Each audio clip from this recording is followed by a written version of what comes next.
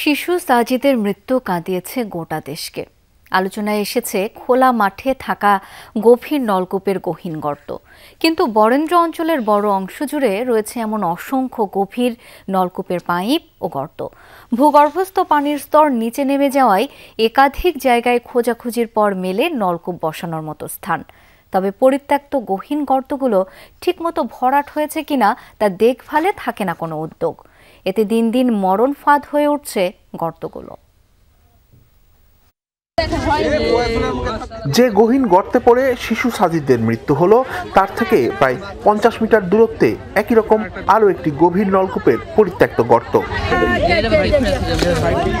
জমির মালিক কসির উদ্দিন নিজেই গেল বছর জমি ও পুকুরে সেচ দিতে এসব জায়গায় গভীর নলকূপ বসানোর চেষ্টা চালান, কিন্তু 150 ফুটের বেশি পাইপ বসানোর পরেও পানির অস্তিত্ব না মেলায় সেগুলো পরিত্যক্ত করা হয়। ওটার গভীরতা ছিল 180 ফুট। একদম শেষ পর্যন্ত তো মাটি দিয়ে ভরাট করা সম্ভব না, কারণ ওপরে সামান্য কিছু দেওয়া ছিল। এই যে বন্যা হলো, বন্যার জন্য হয়তো মাটিটা ভিতরে ধসে গেছে। তানোরের কোয়েলহাট গ্রামেই শুধু নয়, পরিত্যক্ত এমন নলকূপের গর্তের ফাঁদ রয়েছে পুরো বরেন্দ্র অঞ্চল জুড়ে। ভূগর্ভস্থ পানির স্তর নেমে যাওয়ায় একটি গভীর নলকূপ বসাতে একাধিকবার প্রচেষ্টা চালাতে হয়। বেশিরভাগ ক্ষেত্রেই পরিত্যক্ত সেই পাইপ ও গর্তগুলো আর ভরাট করা হয় না। বোরিং এর মুখ এরকম খালি আছে, অনেক বোরিং আছে, তারা ঢাকে না। এই প্রথম কেবল আমাদের এলাকায় প্রথম এটা অ্যাক্সিডেন্ট হলো। পানির সমস্যা বেশিরভাগ আবাদ দিলে আপনার ধরেন যে 180-90 ফিট কাটলে পানি, তারপরে আবাদের সমস্যা হয় আমাদের। নিয়ম অনুযায়ী ব্যক্তি মালিকানাধীন গভীর নলকূপ বসাতে সেচ কমিটির কাছ থেকে অনুমতি নিতে হয়। অভিযোগ রয়েছে, অনুমতি ছাড়াই দেদার বসানো হচ্ছে এসব নলকূপ। ফলে কতগুলো নলকূপ পরিত্যক্ত হচ্ছে তার হিসাব রাখে না কেউ। ওইভাবেই তো করছে, এটা ওইভাবে করা, অনুমতি ছাড়াই যাই তাই করতে পারবে। ডলার দিতে হয়, ডলার দিলে পরে তখন অনুমতি দেয়। শুধু নতুন করে বসানোর ক্ষেত্রেই নয়, বহু বছর আগে বসানো গভীর নলকূপ অকার্যকর হয়েও পরিত্যক্ত হচ্ছে সেগুলো।